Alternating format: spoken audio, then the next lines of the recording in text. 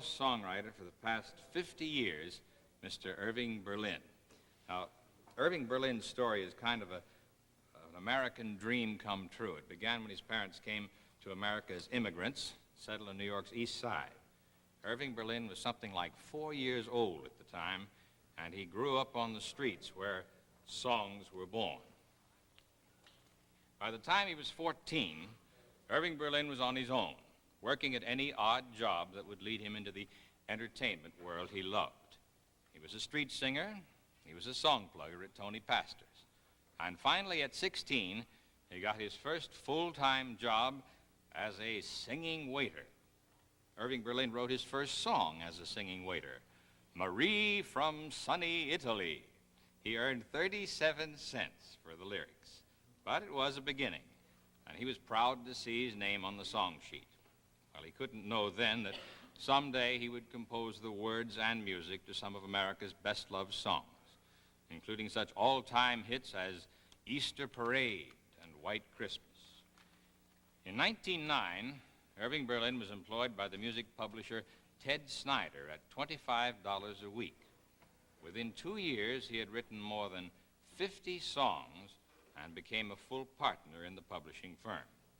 He was on his way to the top position in Tin Pan Alley, a position that was ensured when Alexander's ragtime band swept the country like a brush fire. Ragtime was the rage, and the country went dance mad. Everybody's doing it. Doing what? The turkey trot. In 1917, America was at war, and Sergeant Irving Berlin cooked up a musical mess with the boys at Camp Upton.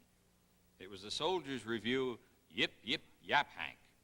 And the high spot came when Irving Berlin himself sang the song that echoed every rookie's lament, "Oh, how I hate to get up in the morning." 24 years later, he repeated the number and stopped the show, "This is the Army." That unforgettable GI review earned over $10 million for Army relief and won Irving Berlin the Medal of Merit. Between the First and Second World Wars, Irving Berlin became one of Broadway's leading composers. He wrote his first Broadway musical in 1914, the syncopated review, Watch Your Step. His most recent musical is on Broadway today, the current hit, Mr. President, 50 melodic years in the theater. And here is Mr. Irving Berlin as he approaches his 75th birthday, a quiet, reserved, warm, and generous man, the last of the troubadours, and America's outstanding composer of popular music.